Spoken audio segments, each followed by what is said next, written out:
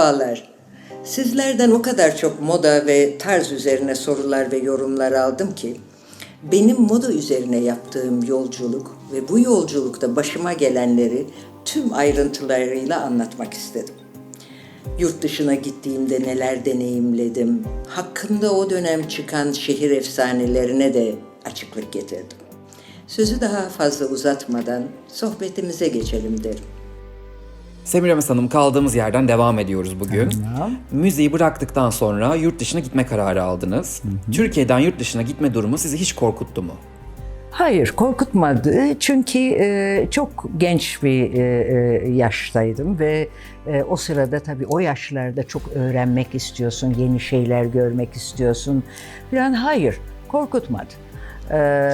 Ama tabii ki yani bilmiyordum o zaman bu kadar uzun zaman orada kalmam lazım geldiğini. Sonradan tabii evim de evim dedim ben.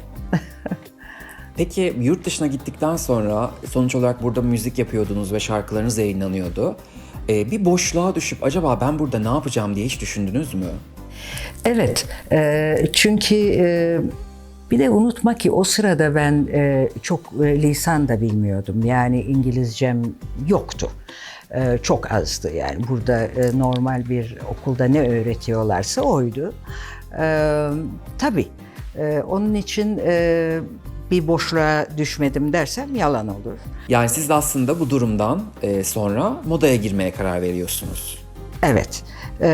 Böyle bir boşluğa düşünce dedim ki ben bir şey yapmalıyım. Bir şey yapmalıyım. Eşimle o sırada konuşuyorduk ne yapabilirim diye. Sonra birden modanın çok yakın bir şey olduğunu zaten severdim modayı. Ve onu yapabileceğimi düşündüm. Ve çok enteresan bir tek bluzla yola çıktım. Şaka gibi. Peki sizin modaya özellikle çocuk yaşlarına itibaren benim çok ilgim vardı, İşte kıyafetlerimi, giyeceğim her şeye ben karar verirdim gibi bir durum var mıydı? Yani modaya ilginiz var mıydı? Sonradan mı bu ortaya çıktı? Modaya ilgim evet vardı. Yani severdim. Her zaman kendi kıyafetimi kendim hazırlardım. Normalde çocukların kıyafetlerini anneleri oraya koyar, bunu giymelisin der. Ben biraz o konuda inatçıydım. Ne istersem onu giymem lazımdı filan. Oradan bir evet yani vardı çocukluktan beri varmış demek ki. Böyle bir şeye girildi. Yani modayı düşündüm ve öyle bir yola gittik. Peki orada butik açarken bunu tek başınıza mı yaptınız yoksa bir ortağınız var mıydı? Ortağım vardı çünkü benim tek başıma yapmam mümkün değildi. Bir kere lisan bilmiyordum doğru dürüst. İyi bir İngilizcem yoktu. Onun için bir arkadaşıma teklif ettim. O da aile dostumuzdu. Bir arkadaşıma teklif ettim. 3-4 lisan çok iyi bilen bir kız arkadaşımdı. Ve onunla beraber, o da çok meraklıydı böyle şeylere. Onunla beraber yapmaya karar verdik. Öyle başladı. Peki bu süreçte siz dilinizi nasıl geliştirdiniz? Şöyle oldu, acil dil öğrenmem lazım diye. O sırada Londra'da, hatta burada da var artık şimdi, çok çabuk İngilizce hızlandırılmış lisan öğreten okullar vardı. Ve onlardan birine yazıldım derhal. Çünkü acıklı bir durumdu. Ben tiyatro çok seviyorum, sinema çok seviyorum. Her şeyi çok seviyorum. Eşim de öyle. Beraber gittiğim zaman kulağıma fısıldaması lazımdı eşimin. Dedim ki bu olacak şey değil. Bunu hemen halletmemiz lazım. Ve o sırada eşim de çok anlayışlı, o da istedi zaten ve çok anlayışlı davrandı bana. Beni bir ay hiçbir kontaksız Londra'da bir evde sabah 9'da çıkıp akşam 5'te gelmek üzere. 5'te de geldiğin zaman televizyonu açacaksın ve sadece İngilizce dinleyeceksin.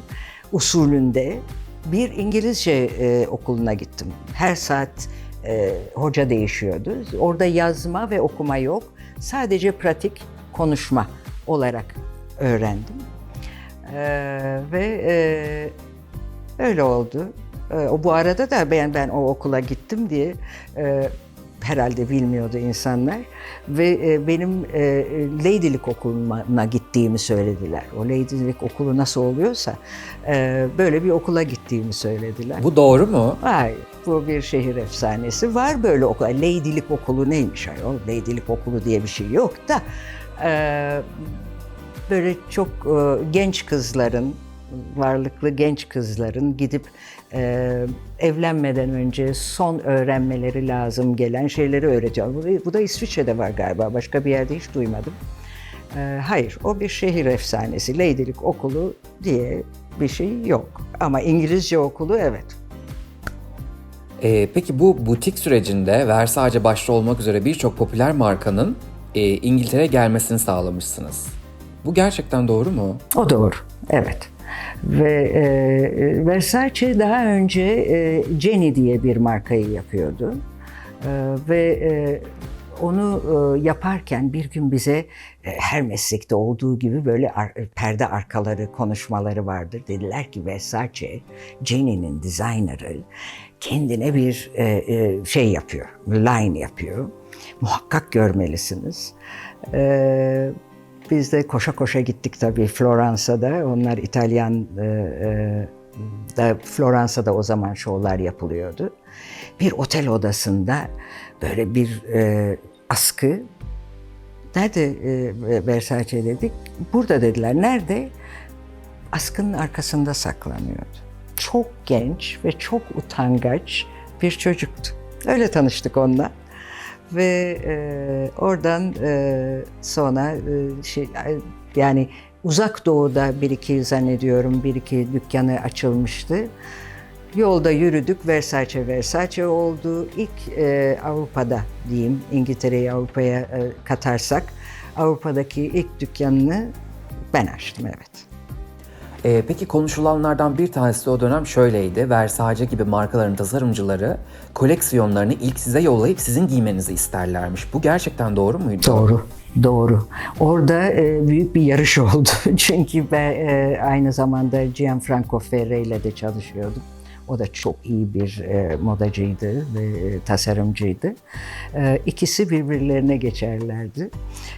Daha defileler olmadan kıyafetleri gönderirler ama isterlerdi ki hep baştan aşağı onun çizdiği giyilsin. Ben de hiç öyle bir insan değilim. Ben başkasının bana şunu yapacaksın demesin benim için kabul edilir bir şey değildi. Ve hiçbir zaman da onları baştan aşağı giymedim. Sonra, seneler sonra Gianfranco Ferré dedi ki ben çok modada insan tanıdım. Modada işi olan kadın tanıdım ama sevmemiz gibisini tanımadım. Çünkü dedi hiçbir zaman hiçbir tasarımcının esiri olmadı. O da önemli bir şeydi çünkü Gianfranco Ferré çok önemliydi. Versace kadar önemli bir tasarımcıydı. Peki siz aynı zamanda sadece modayla ilgilenmemişsiniz o süreçte. Ev dekorasyonu, gemi ve tekne dizaynıyla da uğraşmışsınız. Bunu profesyonel olarak mı yaptınız? Hayır, profesyonel olarak yapmadım ama yaptığım evler yani tabii ki profesyonel yardım aldım kendi evlerimi de yaparken. Ben böyle oturdum da evler dizayn ettim diye bir şey yok. Ama onu da almamın sebebi, çünkü ben ne istediğini bilen bir tiptim her zaman. Ayıptır söylemesi. Onu da almamın sebebi ben şeyden anlamam, ölçüden anlamam. Hiç. Yani 2 metre ile 1,5 metre arasını bilemem. Onun için orada bir yol gösterilmeye, ok kısmında yol gösterilmeye ihtiyacım olduğu için profesyonel insanlar vardı hayatımda ama evler o kadar enteresan ki seni ifade eden bir şey ev. Ev döşemek, bir ev yapmak kendine, sen neysen onu yansıtıyor. Ve ben ona hep inandım. Moda da öyle. Yani modada onun için Gianfranco Ferré'nin dediği çok doğru. Yani bir başkasının yaptığı şey sen olmayabilirsin. Ve çoğunlukla da olmuyor. Ben onu görüyorum mesela bazı kadınlarda. Bu böyle deyip baştan aşağı aynı tasarımcının yaptığı şey gibi çok güzel olmuyor. Muhakkak insanın kendinden bir şey koyması lazım. Ev de öyle. Yani onu yaptığın zaman sana ait bir şey oluyor. Senin ruhunu yansıtıyor, senin hayata bakışını yansıtıyor. İki yerde de ben hiçbir zaman bir başkasının gösterdiği şeyi yapmadım. Onun için evde de öyle. Evet, profesyonel olarak yapmadım ama yaptığım, yani kendime ait yaptığım her ev çok önemli mecmualarda çıkmıştır. Benim size sormak istediğim çok önemli bir soru var. Çünkü okuduğumda çok dikkatimi çekmişti. Olayın aslını ve gerçeğini de sizden net bir şekilde duymak istiyorum. Hadi bakalım. Amerika'da çıkan dünyanın en önemli gazetelerinden birisi en şık ve tarz kadınların yer aldığı bir liste yayınlamış. O listede Lady Diana da var, siz de varsınız. Hatta genel olarak baktığımızda en şık dünyanın 10 kadınından biri seçilmişsiniz. Bu doğru mu ya da bu liste nasıl oluşturuldu? Eğer olduysa da size nasıl haber verildi? Bunların hepsini bir öğrenmek istiyorum. Ben çok merak ediyorum. Tabii söyleyeyim. Evet, Women's Wear Daily Amerika'da yani modanın nereye gideceğini, tarihini ve bundan sonrası için çok önemli bir gazeteydi. Evet, senenin 100 tarz kadınını seçmişler ve onun ilk onunda da Diana ve beni koymuşlar. Tabii ki daha önceden haber veriyorlar sana bu böyle bir şeyi. Verdiler, evet, haber verdiler ki böyle oldu diye. Biz ilk 10 arasında o senenin ilk onunun en şık kadını olarak, en tarz kadını olarak seçilmiştik.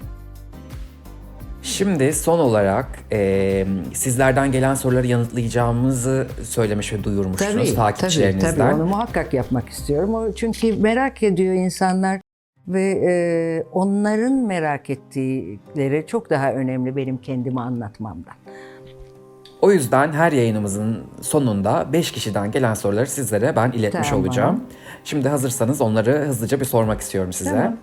Soralım. Sema Hanım şöyle bir soru sormuş. Uzun yıllara dayanan dostluk ilişkilerinizin sırrı nedir acaba? Vallahi herhalde sevgi, saygı ve güven. Yani güvensiz, bu üç şeysiz hiçbir münasebet devam etmeyeceğine göre dostluklarda öyle. Benim çok uzun yıllara dayanan dostlarım var. Çok fazla değil ama hiç kimsenin olamaz çok fazla. Ama var. Ben çok zenginim. Gönül Hanım'dan şöyle bir soru geldi.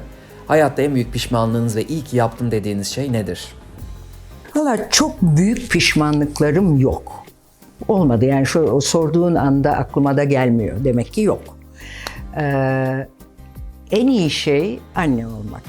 Benim için çok önemliydi ve önemli. Anne olmak çok güzel bir duygu. Hayatta yaptığım en iyi şey diyebilirim.